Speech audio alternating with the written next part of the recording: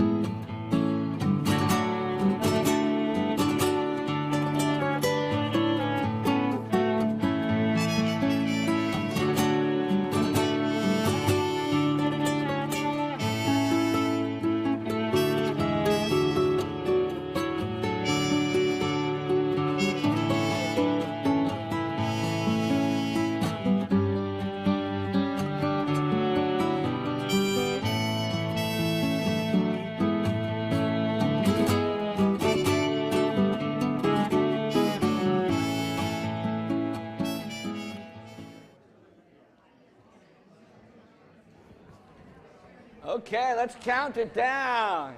6, 5, 4, 3, 2, 1. Stay seated. We're not singing.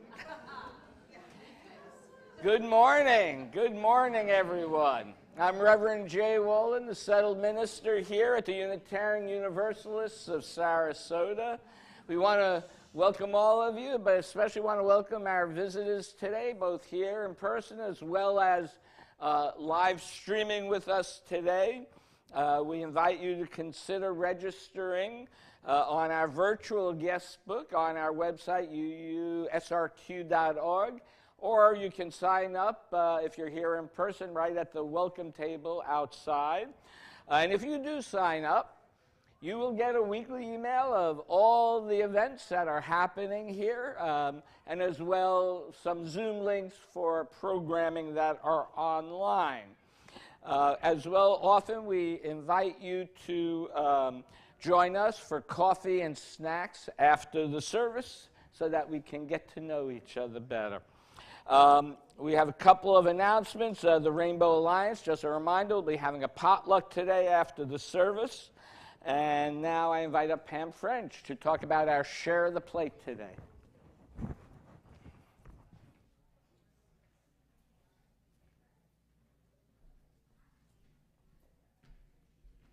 Thank you very much. I'm Pam French, and I'm a volunteer at Streets of Paradise. Streets of Paradise is our Share the Plate, and we're hoping you'll be generous. Share the Plate has been officially since 2018, a 501c3. I actually started working with them in 2016 in their food share. We have two programs, Food Share and Street to Home. We have 3 feeding locations in Sarasota. You may have also seen our shower truck every once in a while. We just had a large Stop the Violence picnic. Lots of community involvement. Greg Cruz began this program as a casual community activist, and it has grown considerably. Our annual budget is $250,000, and with that, we give back to the community $750,000 worth of services. My job at Streets is to make up kitchen boxes. We take any kitchen donations. We definitely need toasters, please, if possible. We make up kitchen boxes for people who are being transitioned either from sober homes, from halfway homes, or coming off the streets into a physical apartment. We have been moving in 500 people a year for the past 3 years. This year we have already done well over 200, and we have a list of 500 more for this year. We need movers, we need dressers, we need beds. If you are moving out, if you are getting new things, please let us know. We do not normally take large appliances or clothing, but those things we share with other community action items. So please be very generous today. All the people on the street that you see, we feed them, we help them find a place to live, we try to protect them. Thank you very much.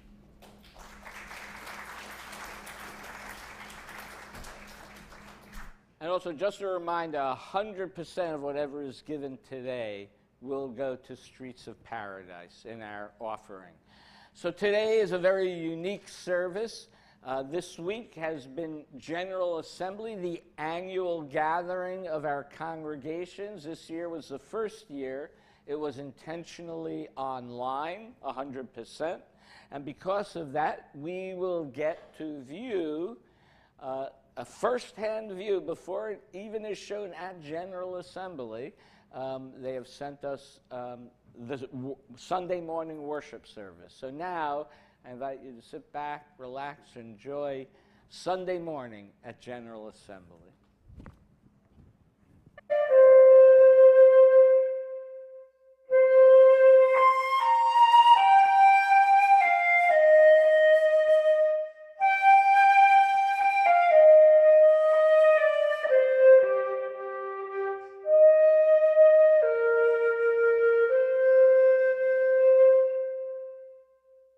Greetings, UUs, and welcome to our 2024 General Assembly Sunday service during this, our first intentionally all-virtual General Assembly. It is a delight to be joining you on screen in your sanctuaries and homes, and it is a joy to be connected across every distance, linked from person to person and congregation to congregation. I am the Reverend Dr. Molly Housh Gordon, she, her, minister of the Unitarian Universalist Church of Columbia, Missouri, and I am so honored to lead you in worship this morning, along with a number of dear colleagues and congregants. I am a pale-skinned white woman in the very last months of her 30s, with red hair that is very long on one side and very short on the other. I'm wearing a dark teal blouse with a scalloped neckline and a stole with a dove on one side and rolling water on the other. I'm speaking to you from my church sanctuary in Columbia, Missouri, against a background of large dandelions made of paper plates and napkins and garden hoses by a wonderful artist in our congregation, Lily Johnstone. One of my core beliefs as a Unitarian Universalist is that my life is inextricably bound together with every other life and force on this earth, and I am grateful to be tangled up with you, my fellow Unitarian Universalists. In celebrating the interconnection that I experience daily and weekly, this service will include members of the staff and congregation of our church here in Columbia, and it will also include members of a minister colleague group that I have met with every week for the last 3 years to deepen our practice of Unitarian Universalism. They will each introduce themselves. I am so grateful to remember that so much of who I am and how I think and what I write is formed by these relationships. Additionally, the ideas in this service are formed by a wider landscape of entangled influence, particularly the work of theologians Karen Bray and Catherine Keller, the poet Ross Gay, Unitarian Universalist ancestor Frances Ellen Watkins Harper, movement organizers and writers Adrienne Maree Brown and Alexis Pauline Gumbs, and so many others, whose words and ideas inevitably make their way into mine.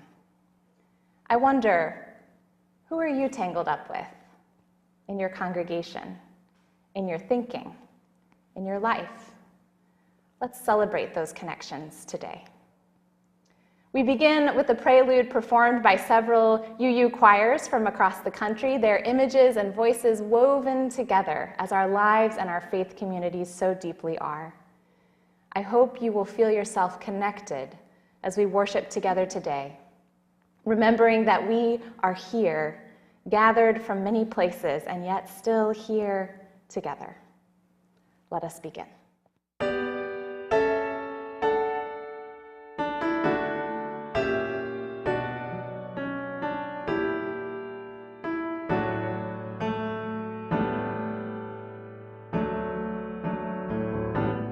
We are here together. We are here together. We are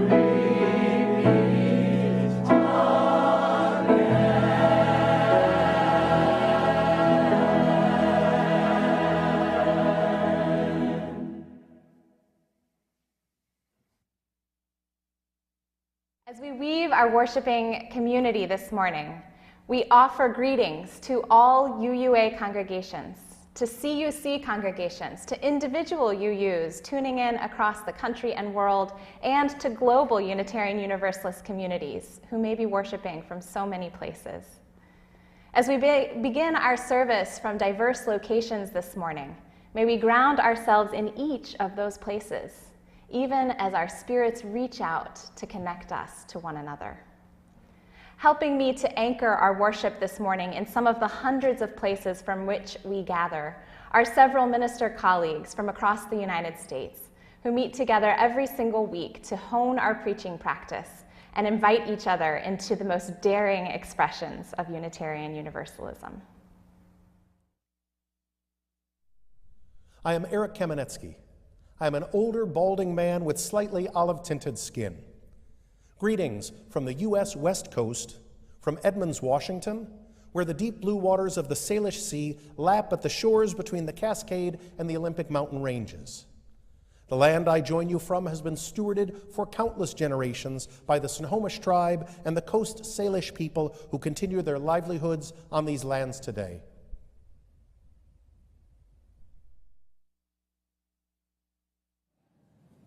I'm Reverend Sarah Oglesby Dunnigan, a short, middle-aged woman with graying red hair and freckles, wearing glasses. Greetings from the United States Southwest, from Valley Unitarian Universalist in Chandler, Arizona, where the saguaros bloom amidst an array of bright-colored flowers and hummingbirds are joined by coyotes, scorpions, and javelinas, and a desert landscape that is both beautiful and dangerous, and full of surprises. The land I join you from has been stewarded for countless generations by the Hohokam, Akamel-O'Atham, Maricopa, Yavapai, Yaqui, and also the Gila River Indian Community, Salt River, Pima Maricopa Indian Community, and Tohono O'odham Nation. From Arizona, we share a wish of cool breezes, shady spots to rest, freedom to cross borders as needed, and enough water to you, our fellow Unitarian Universalists across the country and world.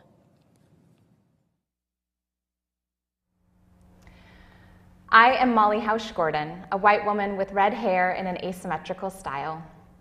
Greetings from the U.S. Midwest, from Columbia, Missouri, where the waving grasses of the prairie are deeply rooted, where the big muddy Missouri River makes its leisurely way eastward toward the end of its journey to the Mississippi, and where the rolling foothills of the Ozark Mountains shelter vast caverns and abundant life. The land I join you from has been stewarded for countless generations by the Osage, Peoria, Kikapwa, Oceti-Sakowin, and Kaskaskia peoples. From Columbia, we share our wish of deep nourishment, wide perspective, and bodily autonomy to you, our fellow UUs across the country and world. I'm Sadie Lansdale, a tall white woman with brown hair pulled back in my church bun. Greetings from the United States South, from Greensboro, North Carolina, where the blooms are going wild, the produce is ripening on the vines, and the rivers and creeks that sweeten the earth are thick with life. The land I join you from has been stewarded for generations by the Chiraw, Catawba, Occaneechi, Sissipahaw, Kiowa, and Shakori people. From Greensboro, we share our wish of good food, good music, and rowdy celebration, heaven on earth for all people, to you, our fellow UUs across the country and the world.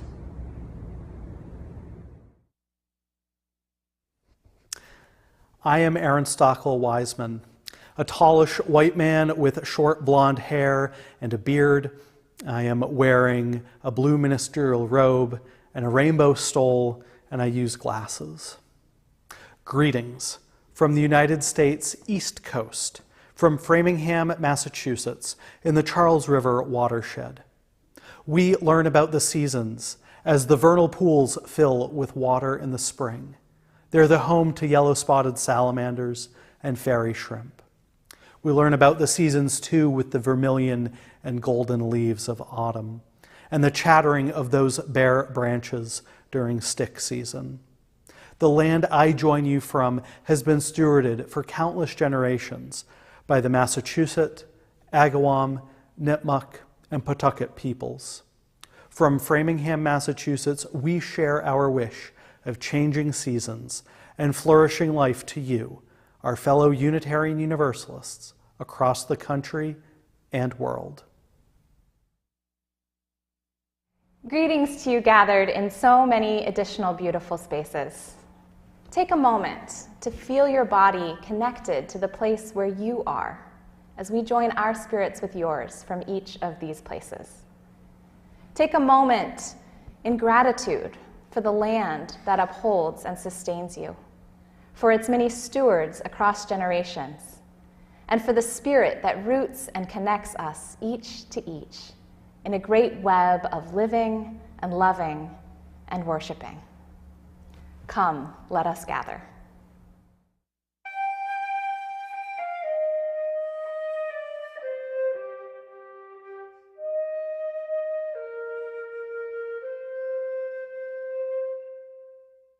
I am Gretchen Mowney, a worship associate at the UU Church of Columbia.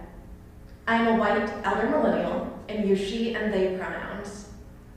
I have short, blue-streaked brown hair, am wearing a black blazer over a blue and black abstract patterned blouse, am holding a blue blind cane, and I am joined by members of our congregation to light our chalice, the symbol of our faith in the cup of community that holds us tenderly, and the bright flame of spirit that connects us inextricably.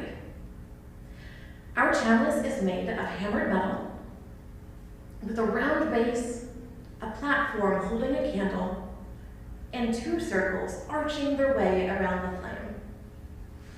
We invite you now to join us in lighting your chalice wherever you are, and to let the energy of these many connected flames power our faith with passion and warmth.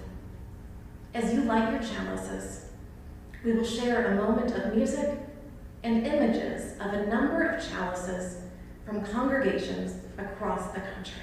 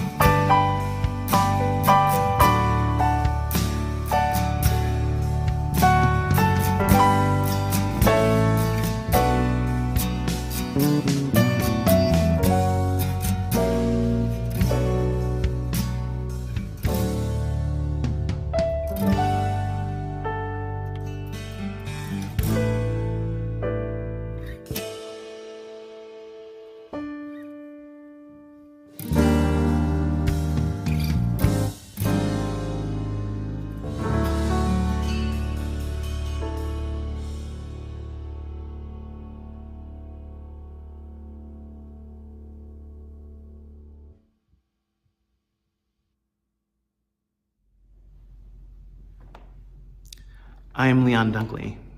I am an African-American man with dreadlocks and an increasingly graying beard. I am wearing a stole that honors the members of North Universalist Chapel Society, or North Chapel, in Woodstock, Vermont, which is the church and the community that I lovingly serve. I'm going to share a story with you this morning from a collection called Through the Mickle Woods by Valiska Gregory. In a kingdom long ago, there was a weaver who spun stories out of thread. One day, an owl white as winter, perched in a nearby tree. "I should like my story to be woven out of clouds," said the owl. "As you wish," said the weaver. And the owl brought the woman strings of clouds round as pearls. But every time she tried to weave them in and out, they would dissolve quietly as dew upon the grass. The owl blinked his great eyes. "Perhaps we should add some moonlight," he said, "the kind that shimmers on water." "As you wish," said the weaver. But though the owl brought baskets of jeweled moonbeams, worth more than the king's own crown, the story's cloth would not take shape. "I do not understand," said the owl. "I have chosen beautiful things for the weaving of my story."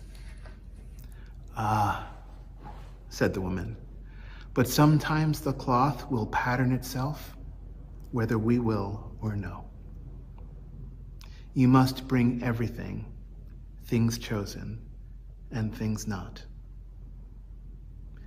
And the owl flew over mountains and through valleys. He gathered jade, green as ginkgo leaves, and raspberries red as blood. He flew past villages that were peaceful and past countries ravaged by war. And when he returned with all of the things that he had found, the weaver smiled. "These will do," she said. She took the things that the owl had brought, the threads of sunlight fine as silk and cobwebs gray as skulls, and wove them together into a cloth. And when the owl pulled his story around him, it was so full of woe and gladness, so beautiful and strong, that when he stretched out his new-made wings, the people thought he was an angel hovering over the breathless sky.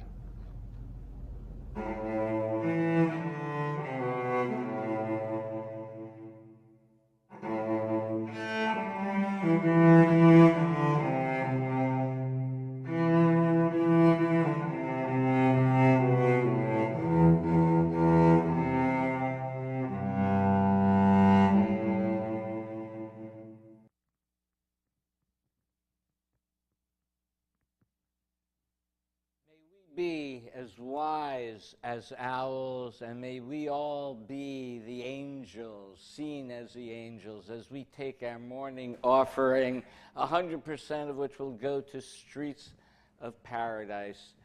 Please be as generous as you can. If you're online, there is a link as well on the YouTube page to give. Thank you. Let this sacred time begin.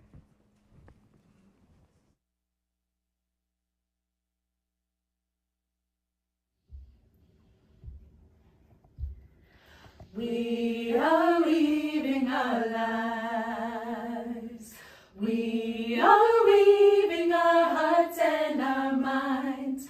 We are weaving the bright and dark threads of our journeys through. We are weaving our lives. We are weaving our lives. We are weaving our lives.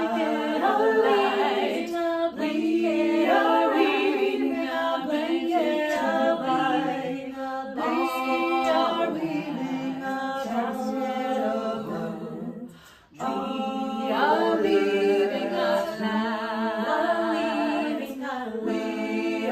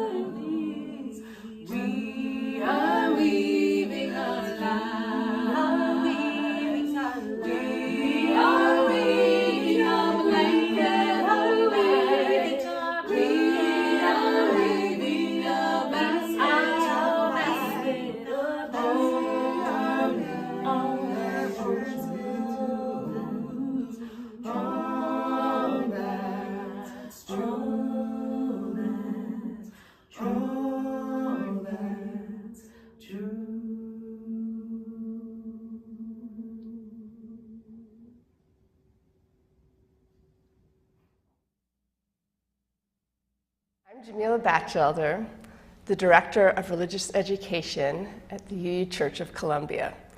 I'm a 46-year-old white woman with lots of wavy dark blonde hair, and I am wearing a Art Nouveau print wrap dress in shades of turquoise, aqua, black, and gray. My name is Violet Vonnerhaar. I'm the Director of Music Ministry here at the UU Church of Columbia. I'm a 30-something white woman with short, blondish, brownish hair, wearing gold glasses, and also got an Art Nouveau style handkerchief I'm wearing with a white shirt. And together we are going to lead you in a moment of centering, as we do each week here in our congregation. I'd like to invite you to find a comfortable position for your body. Feel your contact with the seat or with the ground. And take a moment to bring your attention to the steady rhythm of your breath, in and out. For a moment, finding your center.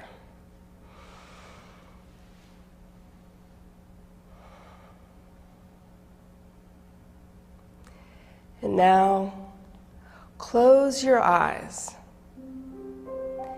and try to imagine the threads that are being woven into this story of your life.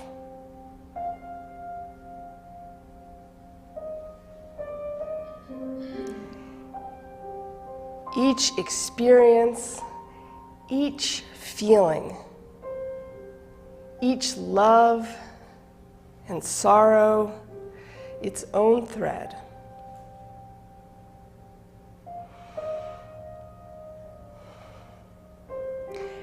And let each thread take shape in your mind as color or texture or sensation, until it becomes almost tangible, to where you could almost hold it in your hands, delicately between your fingers. With all your tenderness, can you begin to weave it all in? Twining green shoots of new discovery. Heavy, drab threads of despair.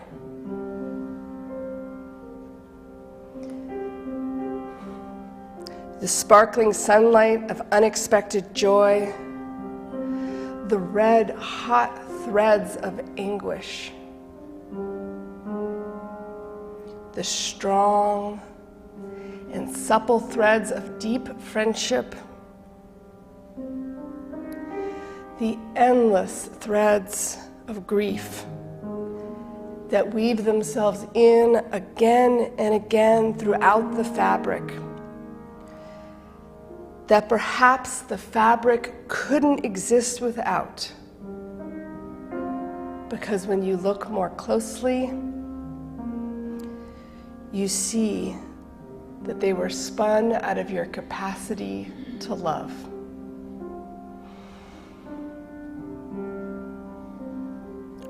What is weaving itself into your story? What makes the fabric strong? What makes it vibrant? What gives it poignancy?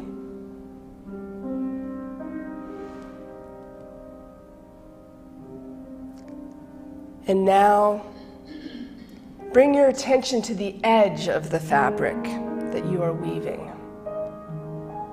And see, it does not end there. Each fabric neat and tidy and separate.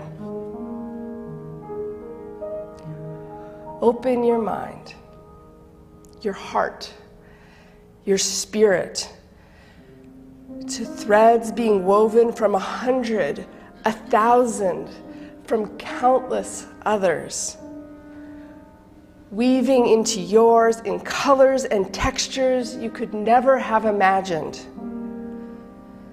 Sometimes weaving together roughly in complicated patterns, sometimes beautifully and seamlessly,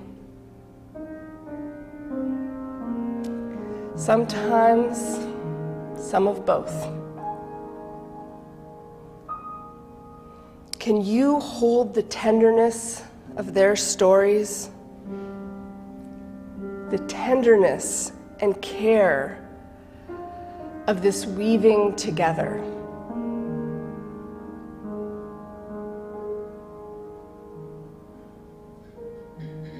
Can you sit here silently a moment longer in tenderness, in love, in awe at this creation, at all that has been woven?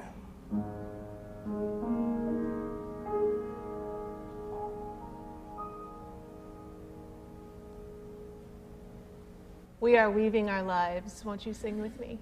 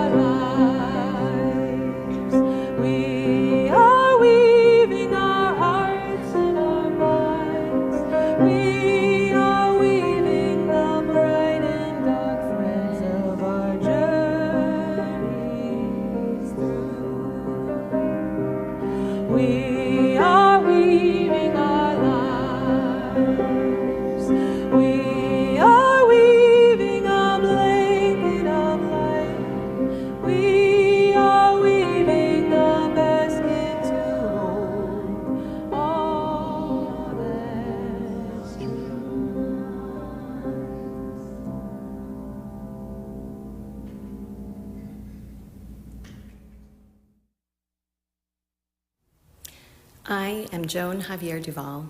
I am a cis woman in my 40s with black hair to my shoulders, brown eyes, and tannish skin, dressed in a black clerical robe with a colorful stole. Will you join me in the spirit of prayer or contemplation? Holy mystery, silent presence, uncertain bearer of the weight of it all. In these quiet moments, we tune in. We listen for and seek out the maybe still breathing, perhaps still whispering, faintest sign of the universal good. We await wisdom between the cacophony of distractions pulling us towards untruth and falsehood. We await relief amidst the shrill cries of desperation, of we've had enough, of when will they stop killing my people, of how much more will the waters rise, of when will it be safe to return to my home, of how much longer can I hang on we listen, we attend, and we wait. Through the tumult of these days, we seek assurance. We seek the fulfillment of a promise made to ourselves, a promise made to those we have been stretched to call neighbor, a promise written and enshrined and yet unfulfilled. Help us, abiding mystery, to hang on, to hold on when all is in question, when all is in doubt. Help us to stay firm to our own commitments and our own promises. Lead us back into connection, back into the bonds of humanity that help us to know each other as beloved. May we continue attending with care.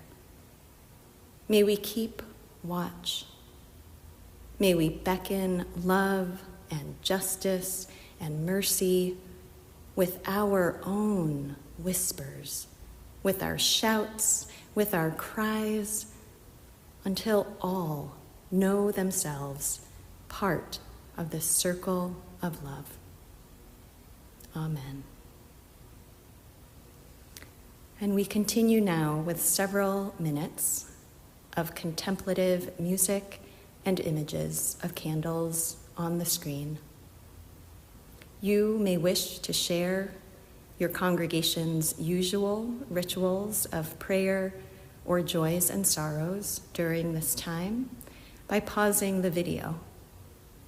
Or you may simply take a moment of breath and attention to enjoy some quiet contemplation.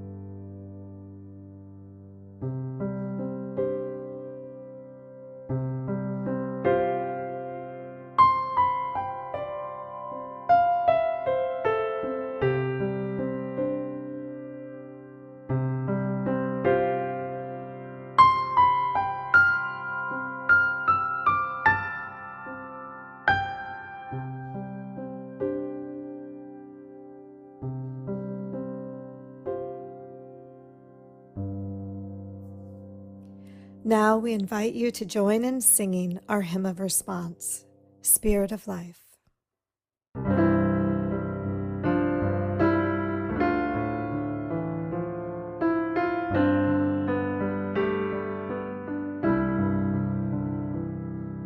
Spirit of life, come unto me. Sing in my heart all the stirrings of compassion. Blow in the wind, rise in the sea,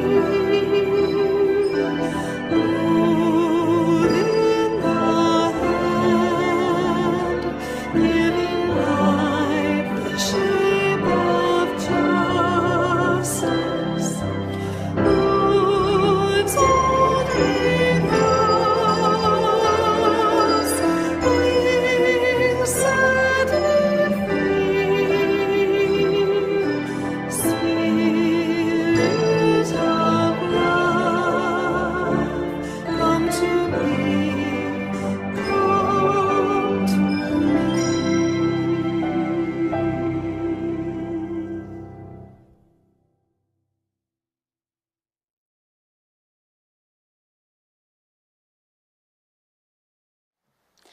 Good morning. I'm Reverend Jordan Nelson Long, a white woman with chin-length brown hair, and I am standing in a white wooden pulpit at our congregation, First Parish, Needham, Massachusetts, on which note Reverend Molly, your intern congregation of long ago, sends its greetings.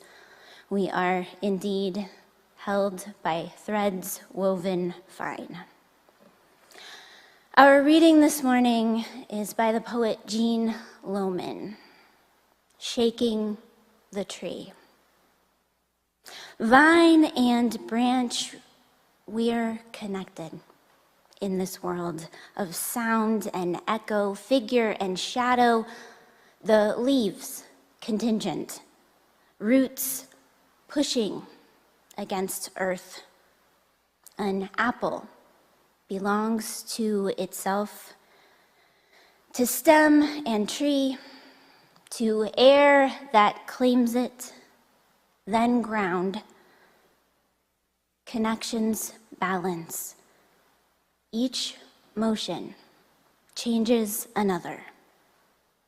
Precarious, hanging together. We don't know what our lives support. And we touch in the least shift of breathing. Each holy thing is borrowed. Everything depends.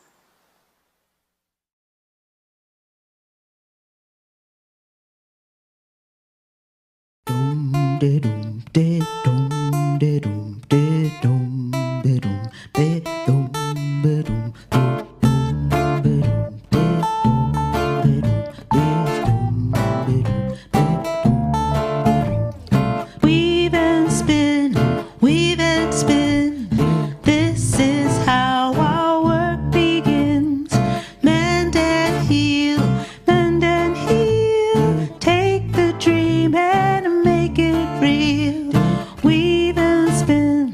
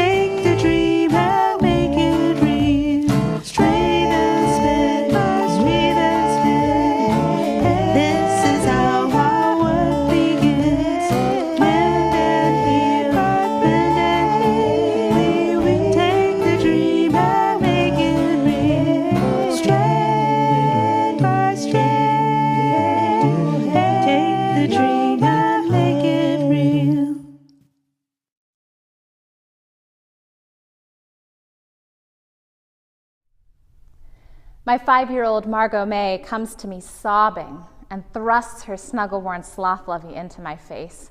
"Baba is ripped," she cries. "I love her so much. Can you fix her?" I tear my eyes away from my phone, where I've been watching a photojournalist's video of a child just like my own, covered in the dust of bombs, vibrating with medical shock and soul trauma beside a pile of rubble in Gaza. Child, I can fix nothing. But I pull her to my chest and let her tears join mine. 30 years before, I sit with my great-grandmother Iva May at the table her mother brought in a wagon across the prairie, running my hand over a notch worn smooth by wagon wheel and worrying of women. I am 9.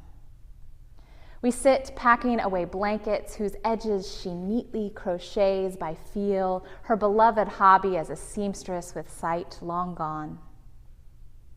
She gives these blankets to every baby she learns of, the mail deliverer's son, her cousin-in-law's grandson's newborn child. They're all ours, she tells us. That day we are packing away my blankets for the children I do not yet know I will have. "Can you teach me?" I ask, pointing to her crochet hook. Yes, she can. But first things first. Before we learn to weave, we learn to mend. She brings out a needle and thread, a torn old rag. I cut the string, thread the needle, tie the knot, learn the simplest looping stitch. By this, the world is sustained. Just this thread, just this lesson. First, we learn to mend. Now, my daughter calms herself in my arms. More truthfully, we calm each other. And together we fetch the needle and thread.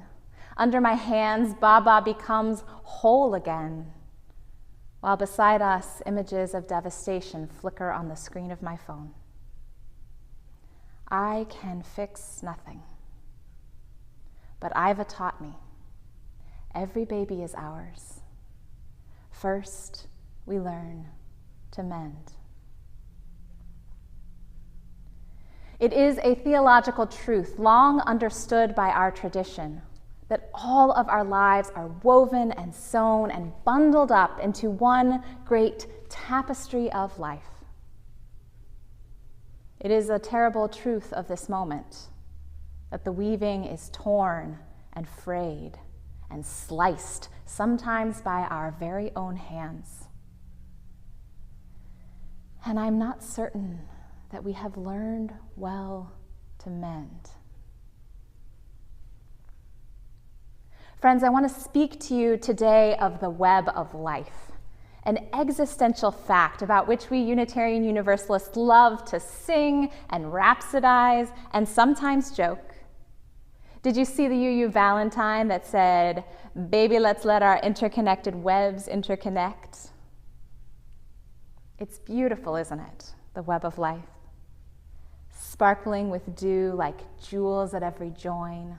All the ways we are connected, accompanied, and so deeply held across all of time and all of space. The depth of our interdependence means that you are in the dancer showing something true about love in the shape of her arm, and in the painting glowing with impossibly captured light.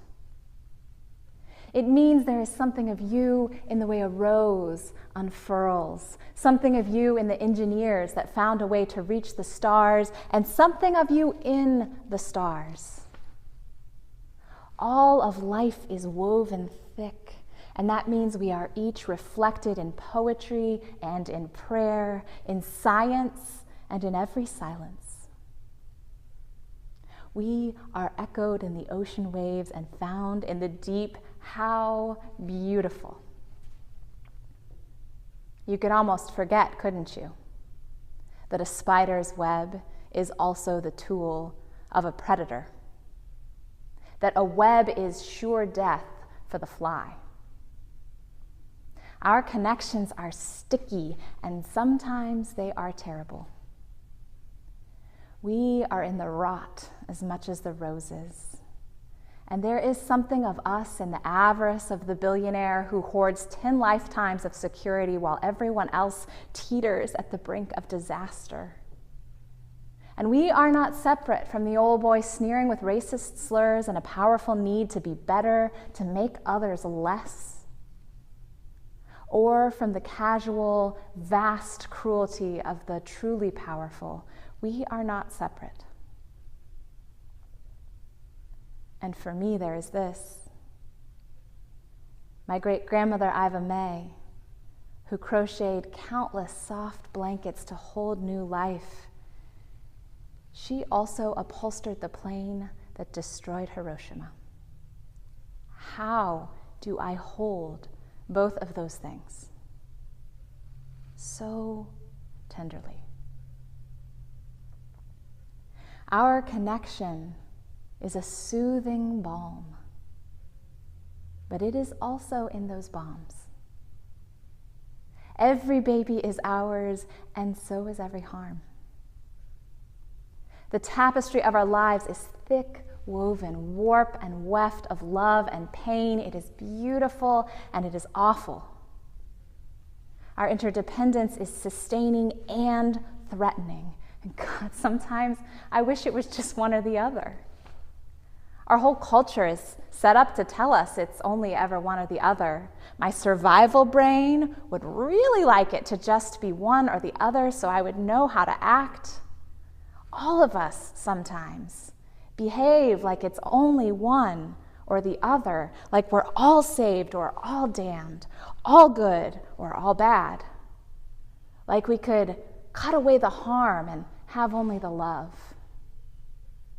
I know I've wished it for my family tree, to trim off the branches of shame and only let the good stuff remain, perfectly formed, all blessed, holy, uncorrupted. I've wished it. And how could I not? It's in our faith to pursue that moral perfection. Our great-grand forefather, William Ellery Channing, told us that we could, that we should grow in likeness to God. Really, that was the Unitarian good news, that we could grow in likeness to God, could become less messy, more divine, leave bad behind for good, make our way up the shining hill, no mistakes. But hills keep rolling on, high to low, and messing up is how we grow, and growing never ends. And no matter the language you use for the ultimate, perhaps you've been left with just that likeness, just that purity, just that choice, perfection or damnation.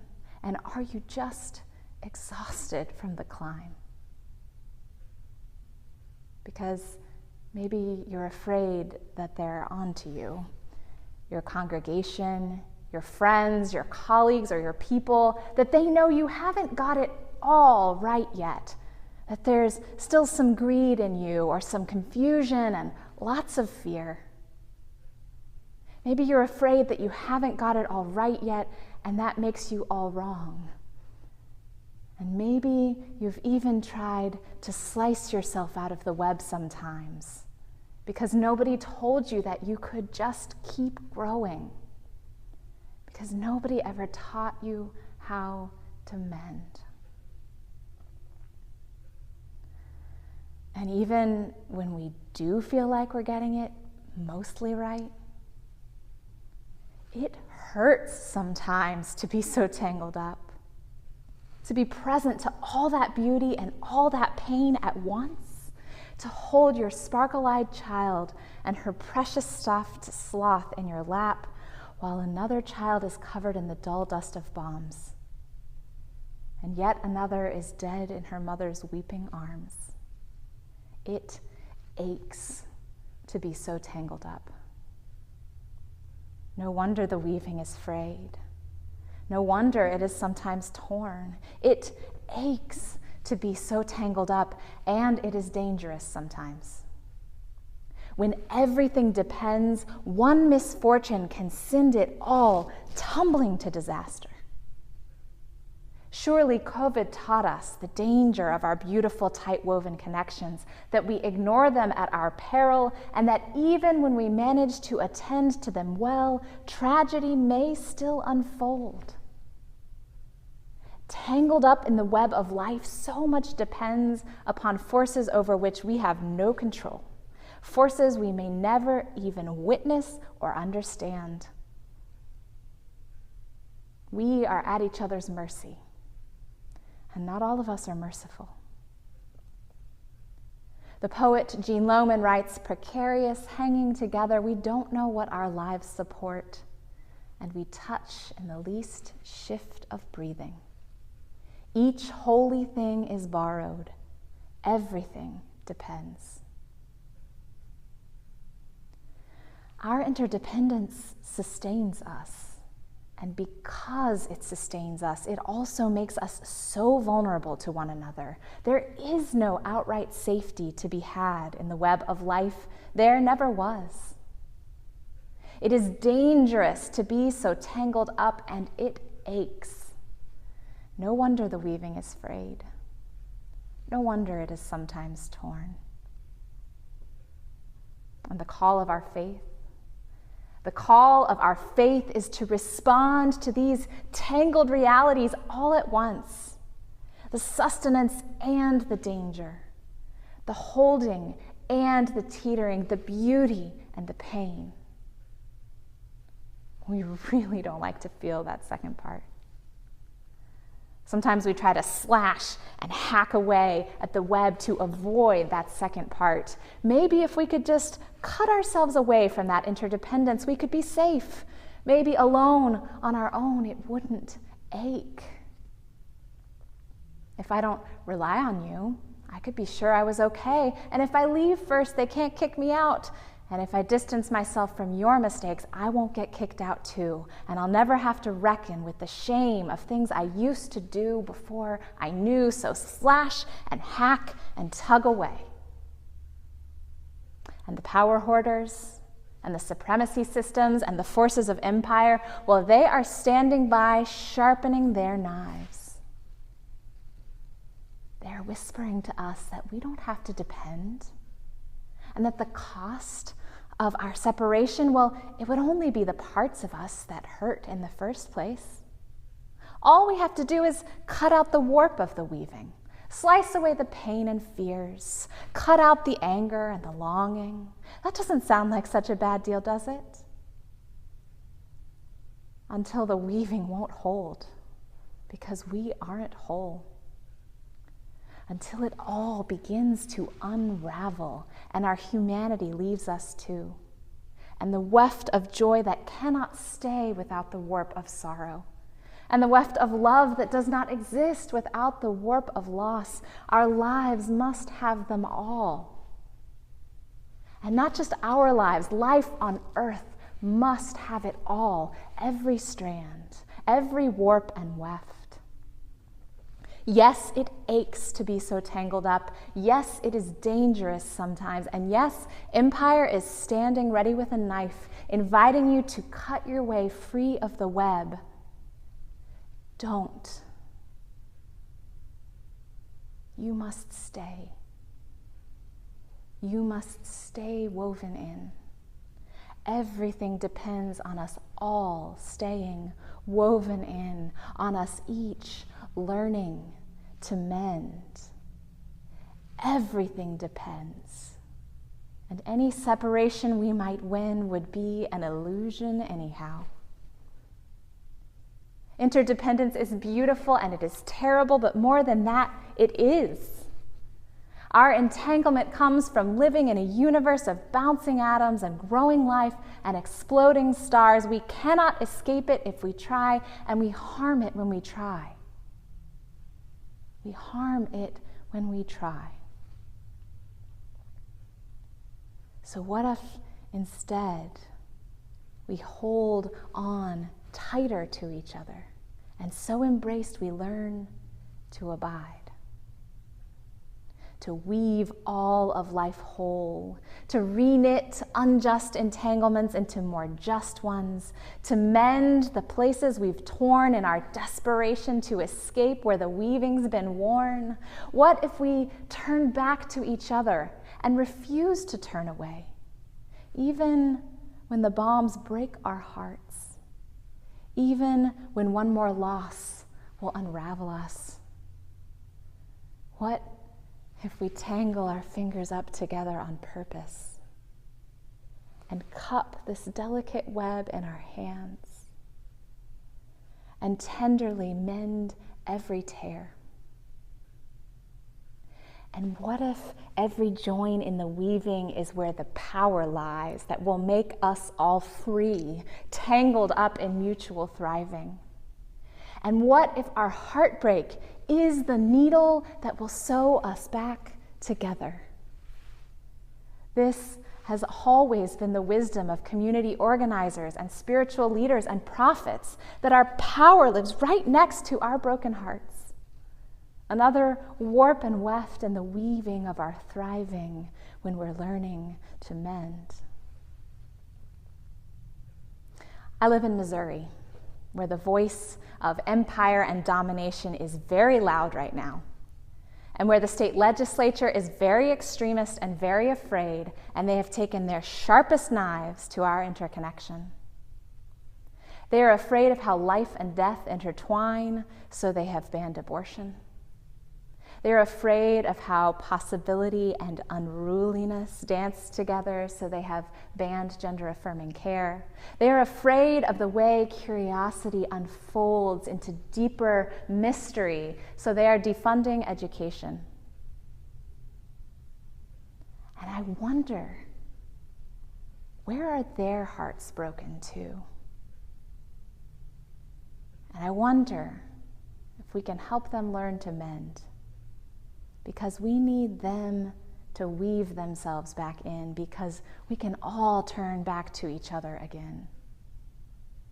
Because right next to the threads that they have tattered, there is also a strong woven Missouri, ready to receive and reweave what is frayed. A Missouri where farmers with Missouri Rural Crisis and activists from the Organization for Black Struggle and union members from Jobs with Justice have spent years investing in our web, building deep relationships together, fighting factory farming together, protesting police brutality together, successfully raising the minimum wage together, and getting abortion rights back on the ballot together, because they know that they are intertwined. Because they know in their bones that their interdependence is an inescapable fact. Because they would not leave this web even if they could, because even though it aches and even though it is dangerous sometimes, it is so sustaining and so beautiful. In this Missouri, we live in a vast and shining web of organizing relationships where we stay connected, where we prize our interdependence, where we turn toward each other, where we mend what we tear. And yes, we are heartbroken together. And there we find our power.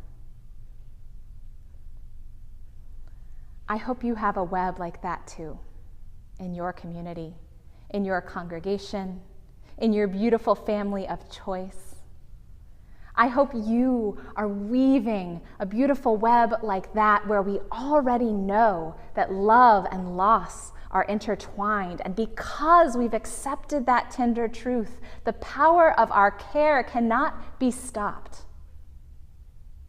And this too is the promise of our faith, that when we accept the tender truth of our aching, dangerous, sustaining connection, the power of our care cannot be stopped. You know the whole woven web, joy and sorrow, hope and despair, and at our best we are rooted in it, and we are sustained by it, and there is nothing woven that we need to fear, because we are learning to mend. because we are willing to cry and rage together and dance and rejoice together. And with the strong threaded needle of our heartbreak and our care, we are present to all of it together. And that is where our power lies. In depending on each other and knowing we depend on each other and being unafraid to depend on each other because it's all woven so tight, because everything depends. I am sitting with my daughter, mending her snuggle-worn sloth and stitching myself in with the children of Gaza. I am sitting with my ancestor learning to sew and stitching myself in with the victims of that bomb. I am sitting here with you, deep in the web.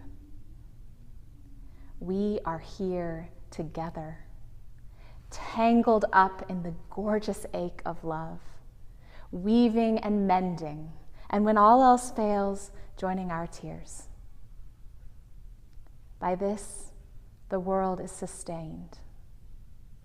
Just these threads, all of them, wound and bound together, unbroken or mended, encircling. And finally, we pray, we promise, we proclaim. Finally, woven whole.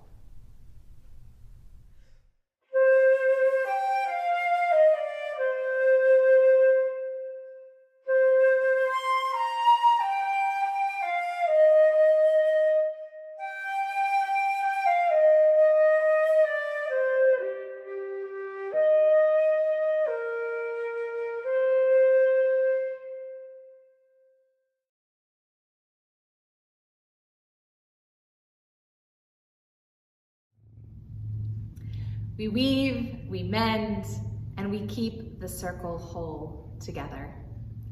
As we pass this yarn ball around the country to UU congregations all over the United States, will you join us in singing Circle Round for Freedom?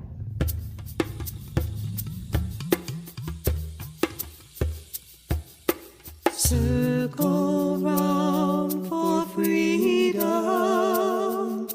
Circle round for peace. For all of us in prison. Circle for release. Circle round for freedom. Circle round for peace. For all of us in prison. Circle for release. Circle for the planet. Circle for each soul. For the children of our children. Keep the circle whole. Circle round for freedom. Circle round for peace. For all of us in prison. Circle for release. Circle for the planet. Circle for each soul. For the children of our children. Keep the circle whole. Circle round for freedom. Circle round for peace. For all of us in prison. Circle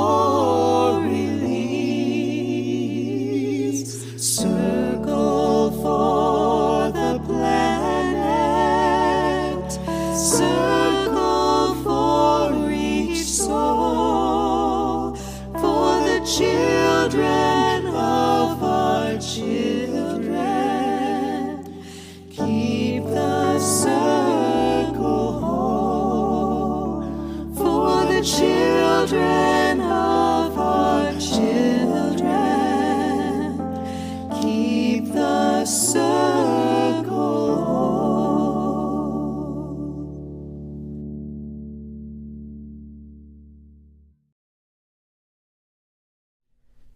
By this, the world is sustained.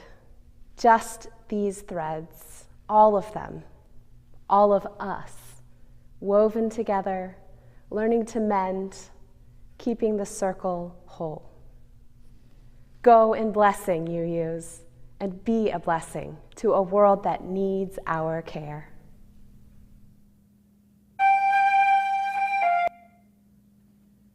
Before we extinguish the chalice, I want to give a special shout out to Klaus Obermeit, who really, we just got this video yesterday late afternoon, and he was here late last night getting it ready for us today. So let's give him a round of applause.